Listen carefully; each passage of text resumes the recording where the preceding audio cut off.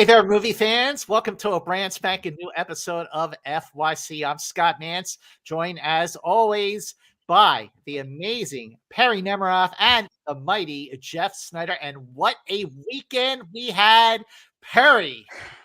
So we had a very busy weekend.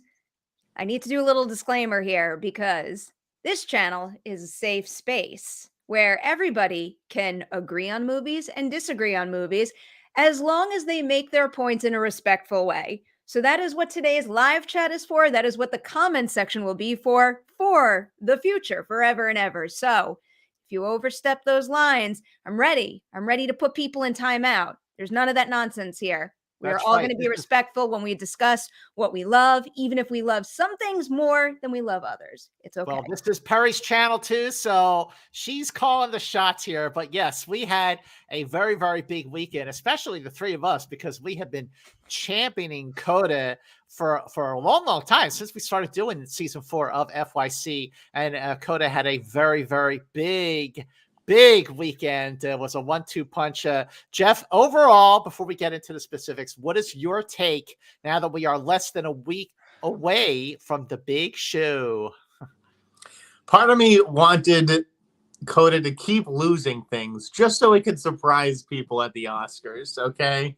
I almost, resent that it's become the front runner because I like its little underdog story that we had going for it. But let's be honest here. It is the front runner going in. It has won WGA, PGA, SAG. Like, I don't know what more this movie can win.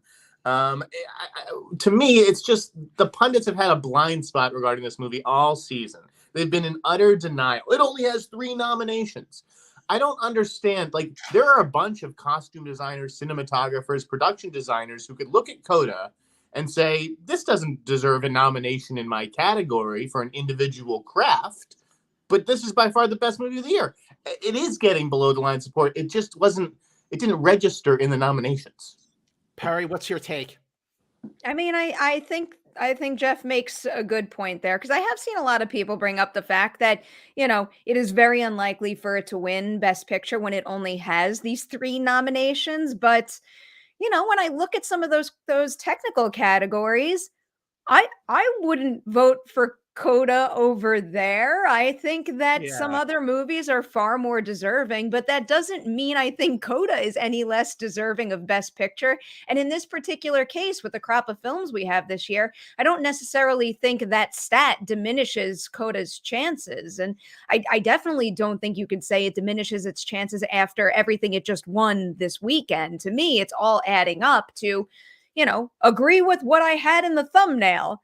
CODA is our Best Picture frontrunner right now. I think it has a very good shot of winning that award. I am going to be thrilled if and possibly when it wins the award. And I think it's extremely deserving. I'm rambling now, but I'm very caught up in the online discourse regarding CODA. And, one of the things that's really stuck in my mind is, yes, I love award season so much. I love using it as a platform to celebrate accomplishments and to celebrate movies that really mean something to a lot of people out there. Comparing movies to movies still boggles my brain a little, because you're trying to do like a 1-for-1 comparison between 2 completely different kinds of art forms or genres or styles of filmmaking. So, in terms of CODA versus The Power of the Dog, I think they're both exceptional films, but in completely different ways. Or CODA and Dune. Well, How do you have CODA and Dune? in the same category? All of our nominees this year accomplish something different and unique. Some have more crossover than others do. Some crossover with what we consider an Oscar movie more so than others. But, in terms of CODA not ticking certain boxes, I don't think that's necessarily the case. I think it just ticks those boxes in different ways that maybe we're not used to seeing as often in a Best Picture nominee, if not winner. Well, that is a very, very, very great perspective. Very well said, Perri. Jeff, I don't think I agree with you when you say that you were, with regards to, you wish that CODA hadn't really had such a great weekend. I think the fact that CODA did have a great weekend is absolutely crucial to what the three of us has been saying all along. And now this groundswell of support, the fact that CODA won Best Picture at the Producers Guild, and then it won Best Adapted Screenplay at the Writers Guild, right smack in the middle of while the Academy voters are voting, because the voting closes tomorrow. And this is all happening while the Academy voters are voting, may actually influence the outcome of their choices. Maybe.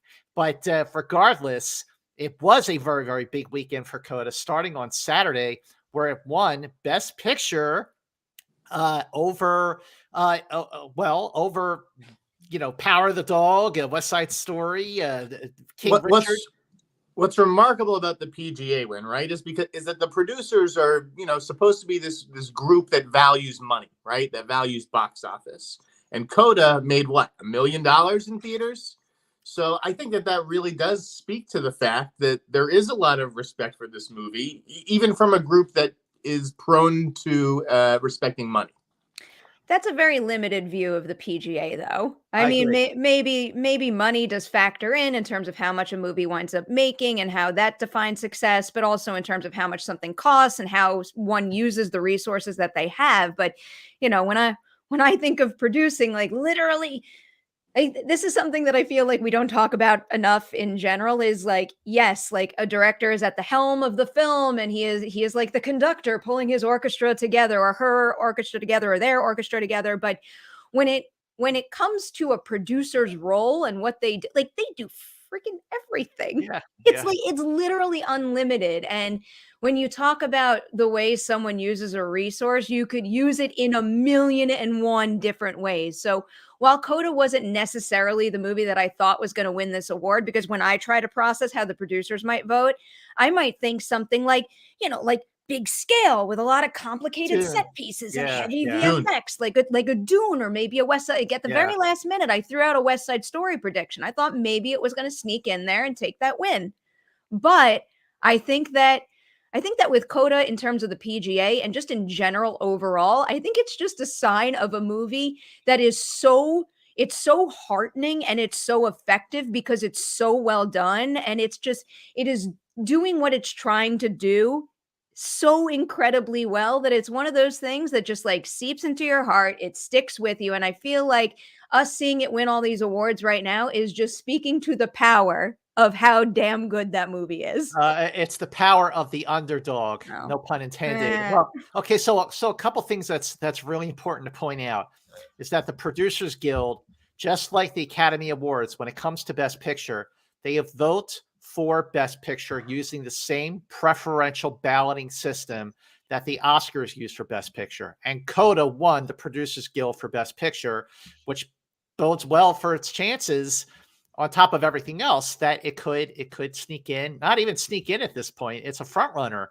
It's a horse race between CODA and Power of the Dog. And I think that no matter what happens, we're looking at a very, very, very high probability that for the first time in the history of the Academy Awards, a streaming service will win the Oscar for Best Picture. And I think that's really interesting. I think what's even more interesting, Jeff, I'd like to hear your take on this, is that after years of spending so much on awards campaigns to be the first streamer to get the Academy Award for Best Picture, Netflix might lose that shot to Apple TV Plus. What's your take on that? I'm in terms of, Netflix has spent a lot of money. They've thrown a lot of money at this sector, and they really haven't won that much. They haven't won anything. I mean, they've won Best Director and awards like that, but at the end of the day, that's not why they're getting into this. They're getting into this to win Best Picture. And I think you could see some changes after this if it falls to CODA. It's a different bag if it loses to Belfast or Dune or West Side Story, because those are the legacy studios. But I mean, I don't want to give away my Ankler column today, but I do think that there could be some changes coming to Netflix's campaign strategies and whatnot if it does not win this year. Perri, what's your take on that after these last few years, seriously, that the three of us have been doing FYC? Netflix was such a big contender for Best Picture with movies like The Irishman and Roma and Marriage Story, and now, of course, this year with Power of the Dog, and even The Lost Daughter. And now that Apple really with their big acquisition 14 months ago with CODA at Sundance, 25 million, that after CODA was really kind of silent through the summer when it opened in theaters in August, when it was like, we were dealing with Delta, and even going into the holiday season, not enough. We were talking about this. We were talking about how not enough people were talking about CODA, and now everyone is talking about CODA. So, Perri, what's your take on how Apple TV Plus could be the first streaming service over Netflix to win a Best Picture Oscar? Well, first, I'm just going to agree with the Cali kid. I am all in on CODA. It's a lock for Best Picture. I hope it's a lock. I hope it's a lock. I'm always hesitant to say anything like that before the time actually comes, but I do think it is I don't think its position could be any better at this point in the race. So I'm rooting for it. I mean, the streaming conversation is always really interesting to me, and just seeing how it all evolves. And it's just like an especially interesting situation because, as much as I loved Coda back in January of 2020 when I first saw it, if you asked me if it was going to go on to get a Best Picture nomination, forget about a possible win, a nomination, I would have probably said, probably not. I'm sure like Apple's going to give it a good release. It's going to touch a lot of people out there, but like that is a long, long distance to go. And that is a lot of momentum that you need to build. So I think it's pretty remarkable that we're having this conversation right now. Again, it's very well deserved, but it did not feel very likely to me when the movie was first premiering. When it comes to Netflix, though, I'm very curious, Jeff, to read your piece and then get a sense of what some of your points are, because if CODA does take the win, I wouldn't advise the Netflix team to change their approach. I mean, one of the things to me that's been most exciting about Netflix having a larger and larger voice in the award space is the fact that, like, look at the movies they release. Look at the wide appeal movies they release. Look at some of the more daring things that are getting award season love. Look at some of their award season contenders this year and how different they are from one another. Netflix has one of the most diverse libraries out there, and all I want to do is continue to encourage them to do the same thing, because I'm getting a little of everything that I love from them right now. And sometimes when it comes to these award season races, like, you just don't know what's going to happen at any given time. You don't know when you're going to have that, hidden gem like a Parasite or like a Coda go all the way and take Best Picture.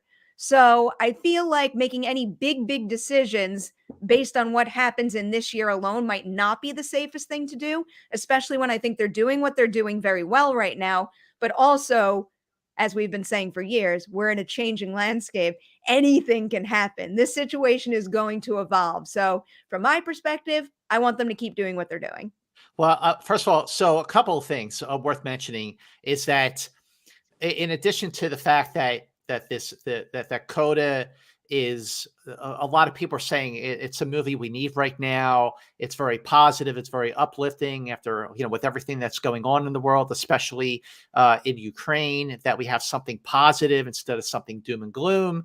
So there could be that. And also remember 2 years ago when Parasite won the best acting ensemble award at the SAG Awards, people were very charmed by that cast. And I'm sure that had a big factor in its building momentum when that film won 4 Academy Awards, including Best Picture. And same thing when CODA won the SAG Award for Best Acting Ensemble. I mean, that was a history-making moment for one thing, but also it was the cast was so charming, and people who had not seen CODA yet, or certainly hadn't seen the cast out and about, certainly fell in love with them. And I think that's another reason why there is this groundswell of support. But so just worth mentioning here that in the previous 32 years of the Producers Guild, the winner of the Producers Guild for Best Picture went on to win the Oscar for Best Picture 22 times. So 22 out of 32 previous times. That is an accuracy rate of around 69%. And in the last 12 years, since the preferential balloting system was initiated for the Academy Awards, every film that won the top SAG Award and the top Producers Guild Award went on to win the Best Picture Academy Award. That's in the last 12 years of the preferential balloting since it started at the Oscars. So that includes movies like The King's Speech, Argo, and Birdman. And yes, this year, the top SAG Award, the top Producers Guild Award went to CODA. Now, Perri, I know how you feel about stats and all that stuff like that. I hear your point. I see your point. I kind of agree with you, but I also think you can't ignore the stats, in cases like this. I think you can. I think you Yeah, can't I think you ignore. can. I think you can't ignore certain stats. It's like if we're playing that 1-for-1 game where this award ceremony predicts the winner X amount of times. Like I put less stock in that this year in particular. But when it comes to the statistics of something winning the SAG Ensemble Award and then also the PGA Award and adding those things together, I think that's an instance where you could say all signs are pointing towards a potential win. Exactly. Jeff, you're shaking your head. No, I mean, stats are just totally asinine. Every year presents a new race. Okay, it is 1 on 9, and that's it. It's not 1 on the last 30 Best Picture nominees or Best Picture winners. Well, stats are valuable to a degree. I'm mostly saying the stats are tough to rely on this particular year and last year because of COVID. Okay, but it's like stats are valuable, but not this year and not last year, and who knows if they're valuable next year either. Well, no, I mean, you're right. They might not. I don't know where we're going to be next year, so I can't tell you that. But I think that saying stats are never valuable is also not accurate because they show trends, and especially when you're looking year to year, they show how a typical voting body for a particular organization what they lean towards. And that could give you a hint of what's to come because these voting bodies, like, yes, we need them to change and evolve, but that happens over a very long period of time. So if you're looking for the value in some of these stats, I think it's looking at the voting body and what they tend to go for and just using that to the best of your ability to predict what could win. Okay.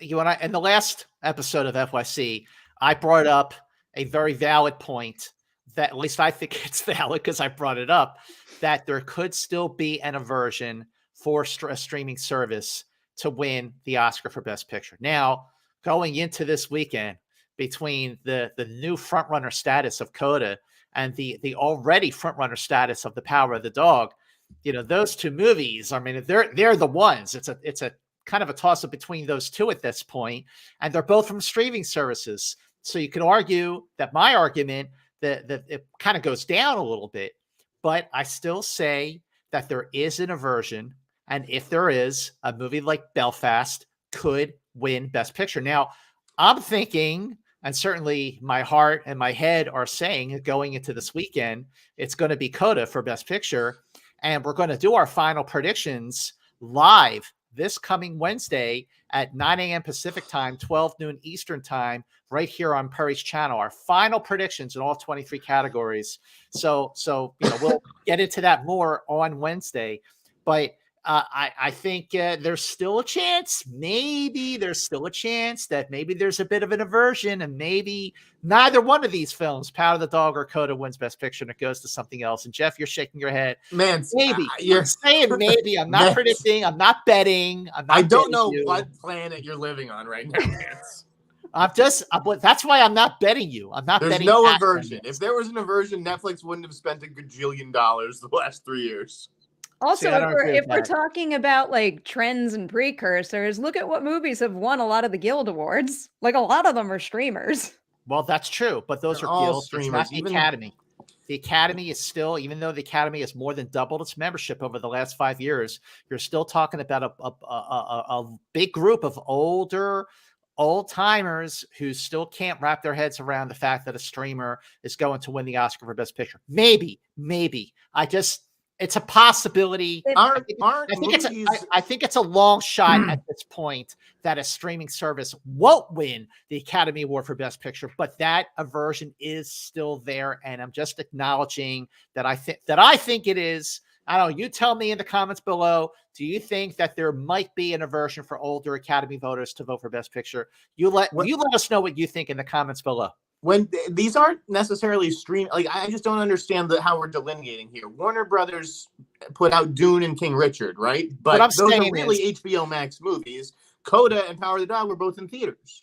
okay, well, CODA is on Apple TV Plus. Power of the Dog is on Netflix. Going into Telluride, where Power of the Dog premiered, it was already a Netflix movie. Going into Sundance, CODA was an acquisition, so it was a movie that unfortunately didn't get to be It shown. doesn't make it not a movie when a streamer buys it. I'm saying in the broadest possible sense, both of those movies come from streaming services. If you want to get down to the nitty-gritty and really get into the gory details about it, yeah, you're right, Jeff. You can make arguments that neither film is a streaming service. But I'm just saying there's a possibility now, a very, very very slim possibility that a movie could wind up winning Best Picture over Power of the Dog and CODA. I don't think that's going to happen. I think it's going to Power of the Dog or CODA. I think it's going to CODA. All right. So, man, I totally see. I see both of your points there and how you're trying to figure out which one goes in which category. But no more movie. Theatrical release and streaming release. We also have some super chats here. They're all movies. Anthony Post wanted to know, should not the same thing happen at the Emmys where Netflix chased Best Drama Series and Hulu won its first with Handmaid's Tale? Thanks always. Thanks always. That could happen. It's a good point right there. We got two more. Lewis is here. How are you doing? Haven't seen you in a while. I loved CODA. However, I think smaller budgeted films have won Best Picture as of late. Do you think they're doing this to push the smaller independent films or to help streaming services? That's a no one's question. trying to help streaming services. Yeah, right. And I think the CODA is probably the smallest movie in this race.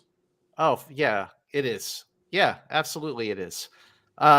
Sure it is. Absolutely. By the way, if CODA wins Best Picture, will it be the first Sundance movie to win Best Picture? Yes, it will.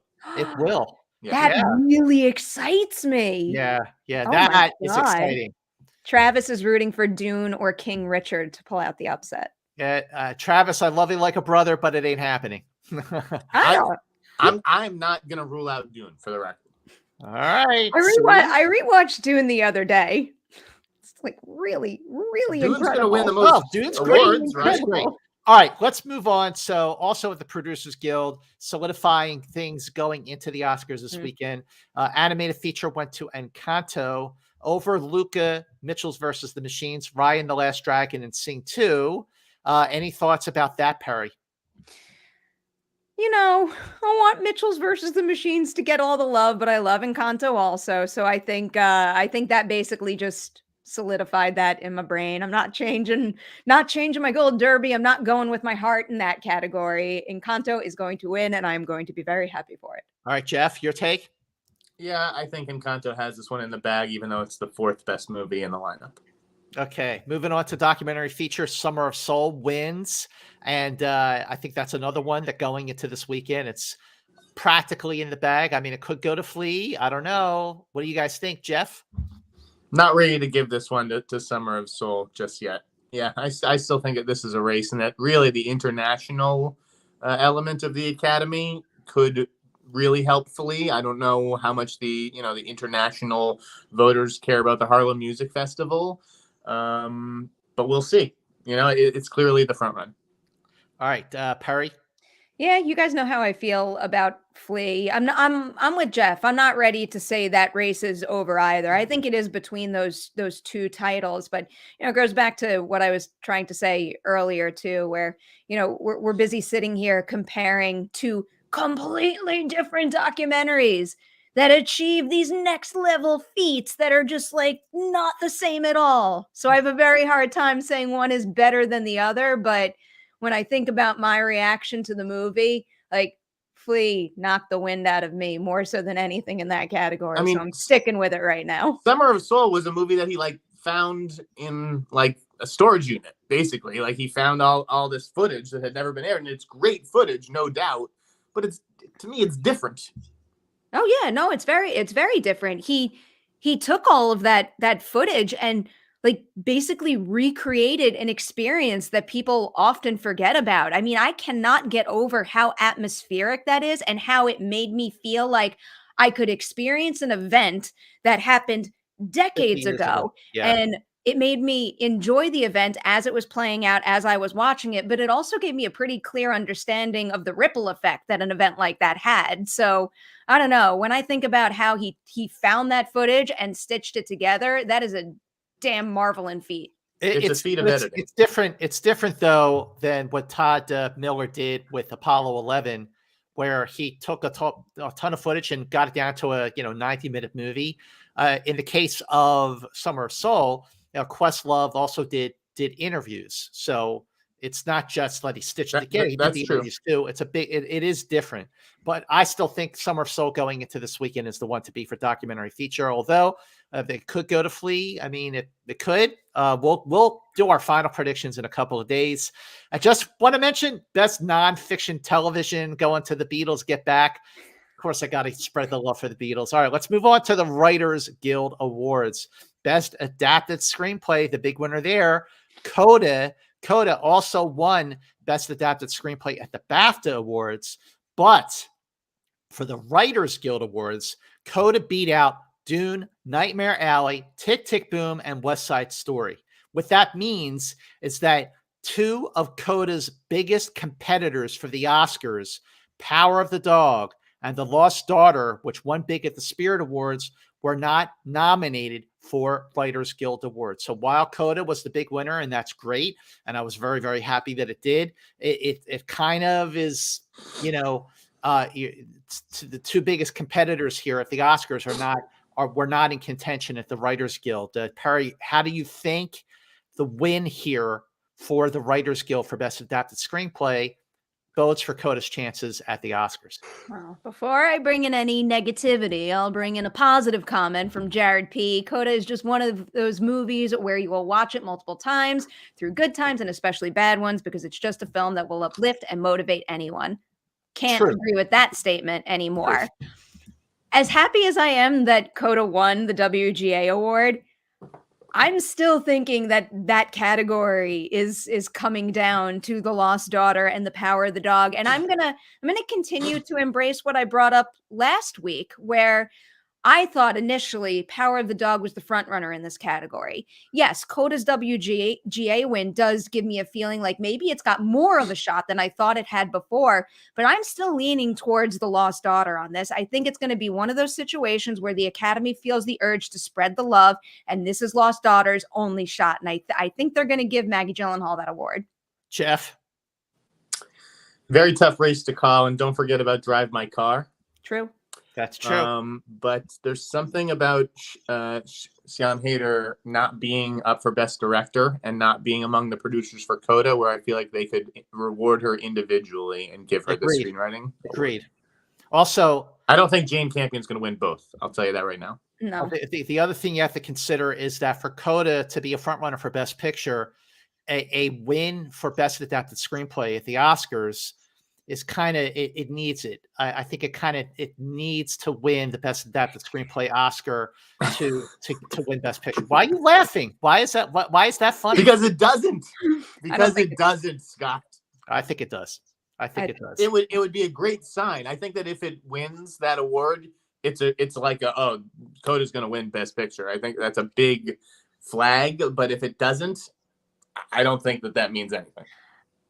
Perri? I can't believe I don't often say this, but I do agree with Jeff on this matter. There's certain stats that I'm just, I'm maybe keeping them in my back pocket, but I'm not putting as much stock in them as I have years past. Look, I again, I'm going to make my final predictions for just like all of us will on Wednesday, live at 9 a.m. Pacific time, 12 noon Eastern time, right here on Perri's channel. I think that, look, the fact that CODA won both of these big awards, the Producers Guild and the Writers Guild, while people are voting, is like perfect timing for people to be influenced in the direction of CODA. I mean, it's not like the polls open next week or 2 weeks from now. It's happening now. It's happening right now. People are voting right now. Do we really think that voters are influenced by this stuff? You don't think they made up their mind 6 weeks ago? I think that some voters might be influenced by this. Maybe some voters who can't make up their mind might go, oh, okay, yeah, CODA does deserve to win the Oscar for Best Adapted Screenplay. They might. Of course, I don't know. I'm not in the Writers Guild, but I think there's a chance that if I was looking at a ballot and I couldn't make up my mind between CODA, Power of the Dog, and Lost Daughter, and I see that CODA wins the Writers Guild Award, I would go, oh, okay, there you go. I think you're right about that, Scott. I do think that group think plays a role in it, where it's like, if I don't know about production design, well, what did the production designers union or guild give it to? Because I trust their judgment. I think you're right about that. Okay, and regardless of the fact that I certainly feel like CODA should win Best Adapted Screenplay, let's move on to Original Screenplay, where the winner at the Writers Guild was Don't Look Up, over Being the Ricardos, The French Dispatch, King Richard, and Licorice Pizza. Also in this category, the frontrunner to win the Oscar for Original Screenplay wasn't even nominated for a Writers Guild, and that is Belfast. So sure, Don't Look Up, it's great that it won, but the frontrunner for the Oscar for Best Original Screenplay, regardless of what won here for the Writers Guild, is still Belfast. Perri? It's Belfast. Yes. I think that this one has a significant lead in my mind, because I don't think Kenneth Branagh is winning the Best Director Oscar. So I think that the Academy will wind up giving him this award. I think he is hugely deserving. And, it felt like I was a little bit in the minority on Don't Look Up and liking it so much. I really do think it is a very good, effective screenplay that uses satire to get at certain points. And it kept me up at night in the ways that I think it intended. But I don't think it's going to get the Oscar. Jeff? Yeah, no, I don't think it's going to win at all. I think it's a very competitive category. Belfast is probably going to win, but I think that something like Worst Person in the World could get votes. Licorice Pizza is going to siphon off votes. So it's going to be a close call, but I'll give it to Belfast. I just don't think Don't Look Up is going to win. If he had cut 30 pages out of that screenplay, he might have a much better chance. Okay, well, the final award worth mentioning is the ACE Award. The American Society of Cinematographers went to Dune over Power of the Dog, The Tragedy of Macbeth, Nightmare Alley, and Belfast. And talk about stats that might not really have as much of an impact. In the previous 35 years of its existence, the ASC winner went on to win the Academy Award for Cinematography less than half the time. So, but regardless of that, Dune or Power of the Dog for cinematography at the Oscars, Perri? The trends are going to change. Dune is going to win. Yeah, Greg Fraser has this in the bag, and he should. Not to take away from any of the accomplishments from the other cinematographers. I feel like that is like a category packed with truly exceptional work. But again, having just rewatched Dune, there are countless visuals that are seared in my, visual feats that I can't even understand how they managed to accomplish it. And I will also throw out that I think Greg Fraser might be doing this whole award season loop twice, because his work in Dune is exceptional and I think should be awarded. I'm almost inclined to say that his work in The Batman wowed me even more. He is hands down one of the best working cinematographers we have right now. And the fact that The Batman just cost $300 million domestically while Academy voters had their ballots in hands. And, Greg Fraser did the cinematography on The Batman, and he's nominated for Dune. I think the timing right there is also mighty perfect. Jeff, any closing thoughts on this episode of FYC as we prep for our final ballots predictions this coming Wednesday? I guess I would just like to address all the people who think that CODA is not cinematic enough to win Best Picture. Okay, like that is just such an absolute falsehood. I don't understand when we stopped caring about stories and only started caring about the things that we think of cinema with sound or visuals or whatever. Like at the end of the day, it comes down to story and how it makes you feel, which is why Green Book One, because it made people feel something, even though this huge part of, there was all this, vocal fan, anti-fan base saying this is a horrible movie, blah, blah, blah, blah. It made people feel, CODA made people feel, and that's why it's going to win. Oh, Jeff. Wow. Perry? Well, I'm gonna bring up this super chat from Omar because it kind of touches on some stuff that I'd like to get into. So Omar says, "CODA screenplay is the weakest part in the movie. It's generic and cliche. Out of the 5 nominees in this category, it's easily the worst, but yet it's the front runner. It doesn't make sense to me." First off, I just appreciate the fact that there wasn't any like negativity or like really harsh, inappropriate things. You expressed your opinion, and I appreciate that, Omar. But I will tell you that I disagree with that.